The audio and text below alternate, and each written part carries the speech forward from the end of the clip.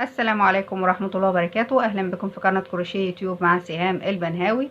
النهاردة هنعمل مع بعض زي ما احنا شايفين كده كاش مايو للبحر أو روب للبحر على حسب ما انتي هتصمميه.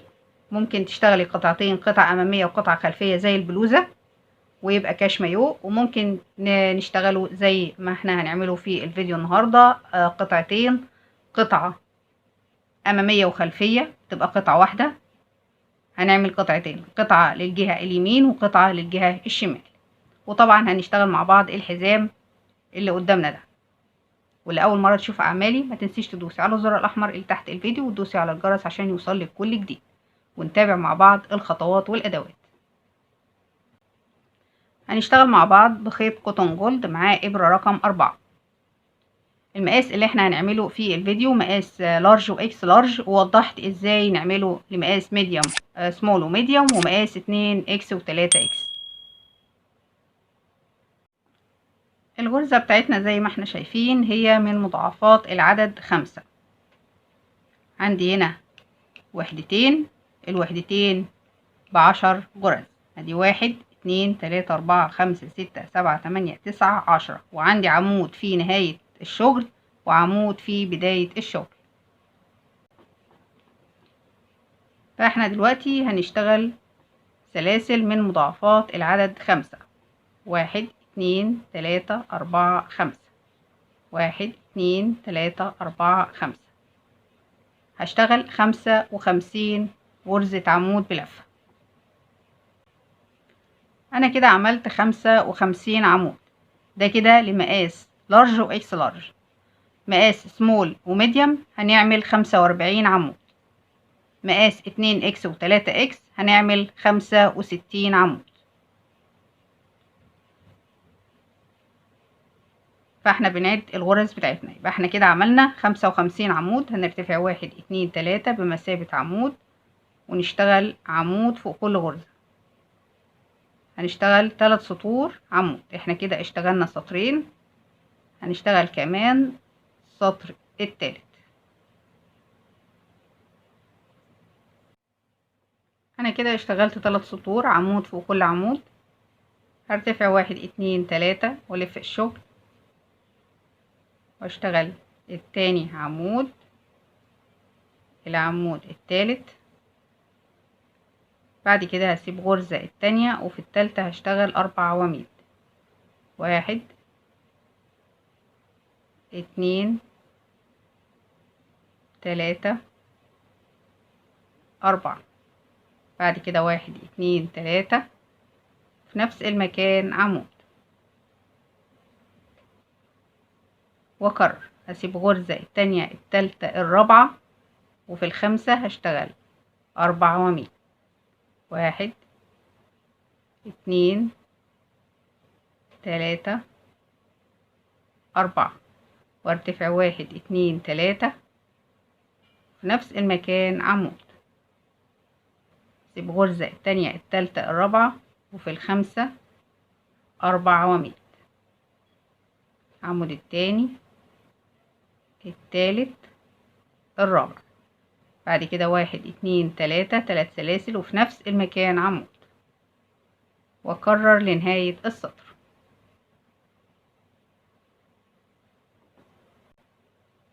زي ما احنا شايفين كده انا اشتغلت 9 وحدات. ادي 1 2 3 4 5 6 7 8 9. في مقاس سمول هنشتغل 7 وحدات. مقاس سمول وميديوم هنشتغل 7 وحدات. في مقاس 2 اكس و3 اكس هنشتغل 11 وحدة. احنا ابتدينا ب3 عواميد في اول السطر. في نهاية السطر هننهي ب7 عواميد. هسيب غرزة التانية، وفي التالتة هشتغل عمود، التاني التالت الرابع الخامس السادس، وفي تالت سلسلة من سلاسل الارتفاع هنشتغل العمود رقم 7. طبعا احنا هنشتغل قطعتين، ففي القطعة الأولى انتي ابتديتي ب3 عواميد ونهيتي ب7 عواميد. القطعة التانية بتعملي العكس. بتبتدي ب7 عواميد وبتنهي ب3 عواميد علشان اتجاه الغرزة.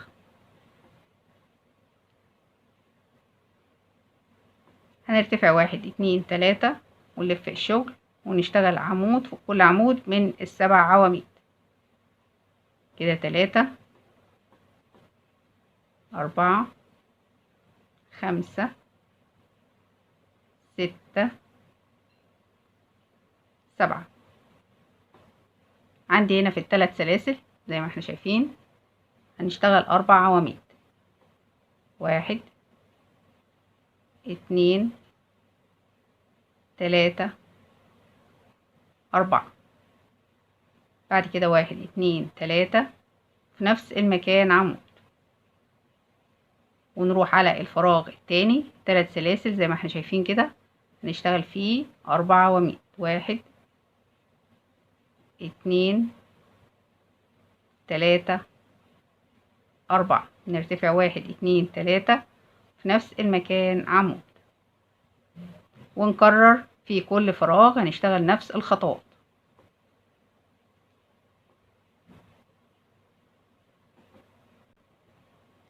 زي ما احنا شايفين كده احنا خلصنا السطر، اشتغلنا برضو 9 وحدات. ده شكل الغرزة بتاعتنا. 1 2 3 4 5 6 7 8 9. في نهاية السطر هننهي ب3 عواميد.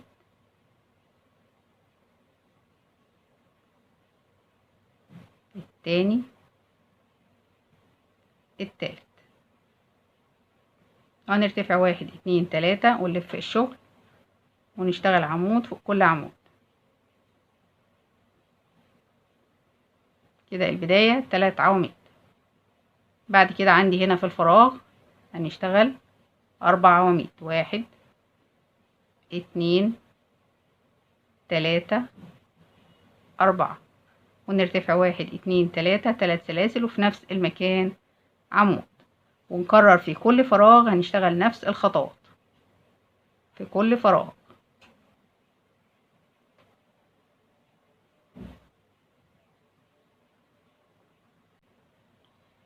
وصلنا لنهاية السطر.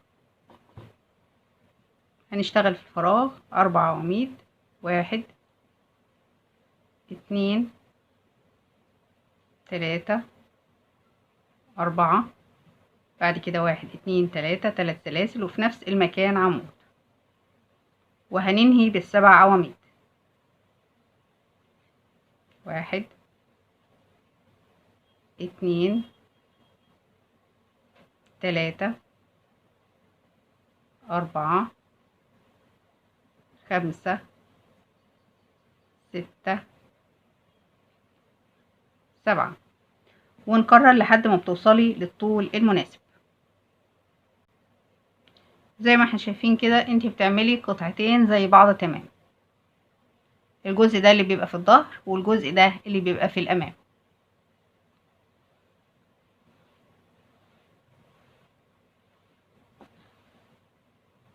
عند الماركر ده السطر ال57. طبعا انت عايزة تزودي بتزودي الطول اللي انت محتاجاه. بعد كده بنكرر 57 سطر كمان للظهر بحيث ان القطعة تبقى بالشكل ده،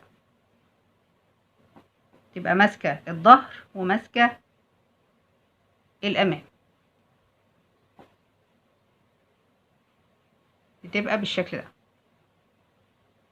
زي ما احنا شايفين كده عندي هنا الجزء اللي فيه ال7 عواميد هو اللي بيبقى ناحية الدراع.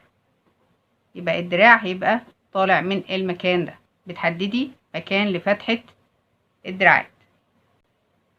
وعندي هنا ال3 عواميد هما اللي بيبقوا في الظهر، يبقى المكان ده هو اللي موجود في الظهر، فالراس هتبقى في المكان ده كده زي ما احنا شايفين كده. كده الراس. وعندي هنا القطعتين. طبعا انا قلتلك هنعمل قطعتين، قطعة بالطول بتبقى ماسكة الظهر والامام، وقطعة تانية برضو بتبقى ماسكة من الظهر للامام. وقلتلك ان احنا بنعمل 57 سطر في الظهر و57 سطر في الامام.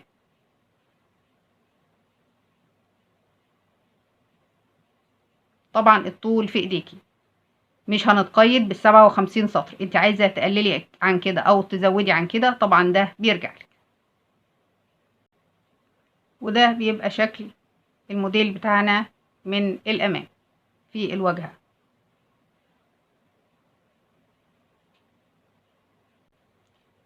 هشرح لك الموضوع بشكل مبسط. زي ما احنا شايفين، انت بتعملي الطول اللي انت محتاجاه من 114 سطر لحد 134 سطر. طبعا الطول في ايديكي، فهتتنيه بالشكل ده. القطعة التانية نفس الكلام، هنتنيها بالشكل ده. هيبقى عندك قطعتين، عندي هنا فتحة الدراع وعندي هنا مكان للراس. فلما تيجي تخيطي القطعتين هتخيطيهم من الظهر. هتيجي هنا عند الظهر وتخيطي الجزء ده كله زي ما وريتك في الصورة. هتيجي في الظهر من عند القطعة دي، من عند المكان ده، وبعدين تخيطي الجزء ده كله. اما فتحة الدراعات، الجزء اللي عند الدراعات عايزة تخيطيه او ما تخيطهوش، طبعا ده بيرجع لك. الامام بيبقى مفتوح، وعندي هنا الجناب بتبقى مفتوحة.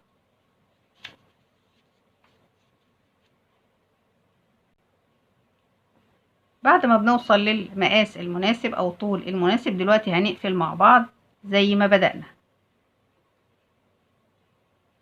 هنرتفع 1 2 3 ونشتغل عمود فوق كل عمود، عمود فوق كل عمود.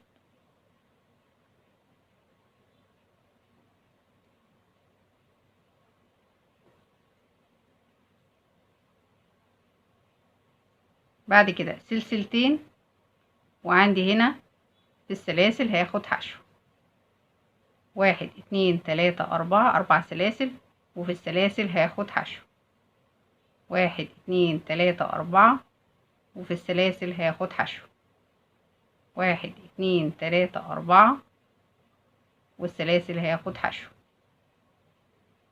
كمل وارجع لكم. وصلت لنهاية السطر زي ما احنا شايفين. هشتغل سلسلتين واخد ال3 عواميد. يبقى مرة هنبتدي ب3 عواميد ومرة هنبتدي ب7 عواميد. هنرتفع 1 2 3 ونلف الشغل ونشتغل عمود فوق كل غرزة،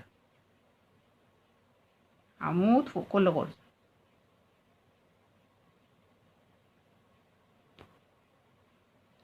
انا كده اشتغلت 3 عواميد. بعد كده عندي هنا سلسلتين، هشتغل 2 عمود. يبقى فوق كل غرزة عمود. عندي غرزة الحشو هشتغل فوقها عمود. عندي ال4 سلاسل هشتغل فوق كل غرزة هشتغل عمود، بحيث ان عدد العواميد اللي احنا بدأنا بيهم يبقى نفس عدد العواميد اللي هننهي بيهم السطر. احنا بدأنا ب55 عمود. في نهاية الشال او في نهاية الموديل بتاعنا هننهي برضو ب55 عمود. انا كده اشتغلت العواميد وعديتهم واتأكدت ان هم 55 عمود زي ما بدأنا بالظبط. بعد كده نرتفع 1 2 3 بمثابة عمود ونلف الشغل ونشتغل عمود فوق كل غرزة. هنشتغل كمان سطرين، يبقى النهاية 3 سطور زي البداية. انا كده اشتغلت 3 سطور عواميد. بعد كده هناخد سلسلة الامان ونقص الخيط. ودلوقتي هنعمل مع بعض الحزام. وطول الحزام من 1.5 متر ل2 متر على حسب الطول اللي انتي محتاجاه. دلوقتي هنعمل طريقة الحزام. سلسلة البداية ونشتغل 1 2 3 4 5 6 7 8 9 10. بعد كده نرتفع 3 سلاسل 1 2 3 بمثابة عمود، ونشتغل في الغرزة رقم 10 عمود، الغرزة رقم 9 عمود. في الآخر هيبقى عندي 11 عمود بلفة.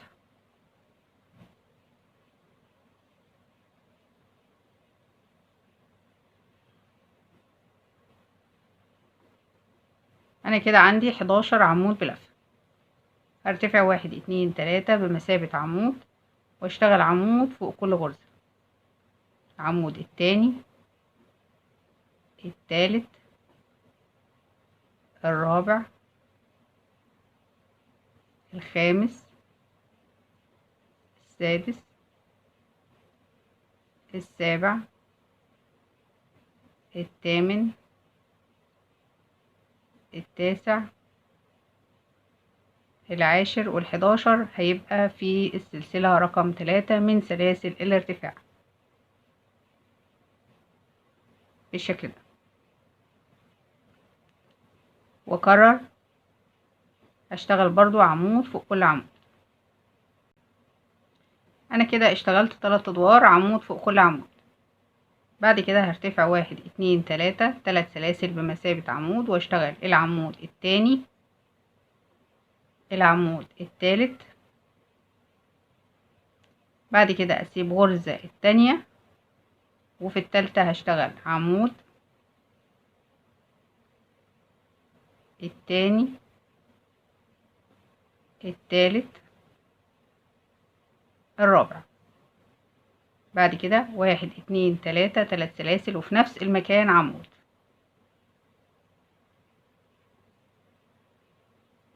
بعد كده اسيب غرزة التانية، وفي التالتة اشتغل عمود، الغرزة اللي قبل الاخيرة عمود، والغرزة الاخيرة عمود بالشكل ده. وارتفع 1 2 3 والف الشغل،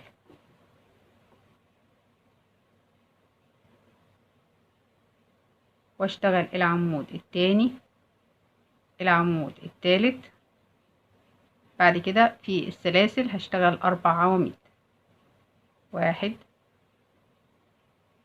2 3 4. بعد كده 3 سلاسل، 1 2 3 في نفس المكان عمود، واروح على ال3 عواميد الاخرى واشتغل عمود فوق كل عمود، اخر 3 عواميد في السطر.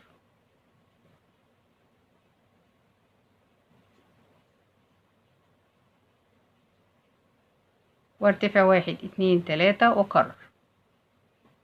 يبقى في 3 عواميد في بداية السطر، و3 عواميد في نهاية السطر، وفي النص بنشتغل الغرزة بتاعتنا.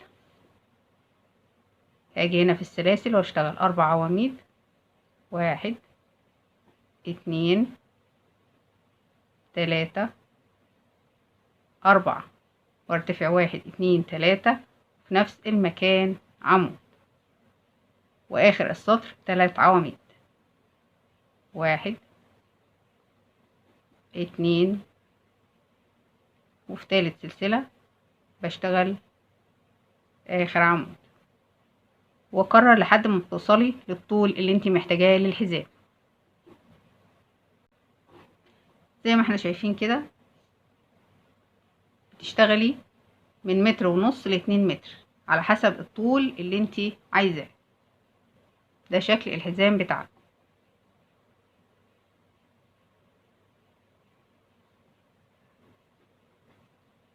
دلوقتي هننهي السطر مع بعض.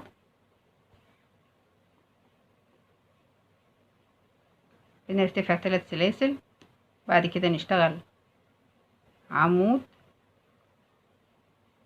التالت زي ما احنا شايفين كده، بعد كده سلسلتين، وهاجي هنا في السلاسل واخد حشو، بعد كده سلسلتين، واجي هنا اخر 3 عواميد هشتغل 3 عواميد، 1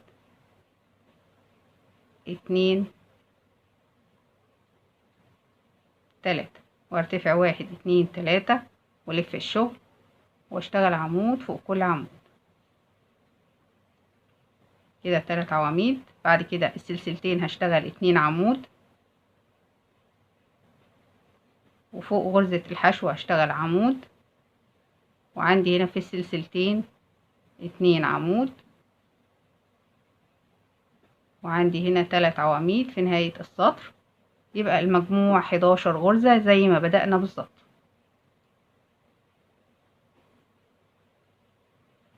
آخر عمود كده 1 2 3 4 5 6 7 8 9 10 11. 11 غرزة، وارتفع 1 2 3 واشتغل عمود فوق كل عمود سطرين كمان. وده شكل الحزام بتاعنا. احنا ابتدينا زي ما احنا شايفين 3 سطور عواميد ونهينا ب3 سطور عواميد. وقلتلك طول الحزام في ايديكي، عايزة تطوليه عن كده طبعا ده بيرجع لك.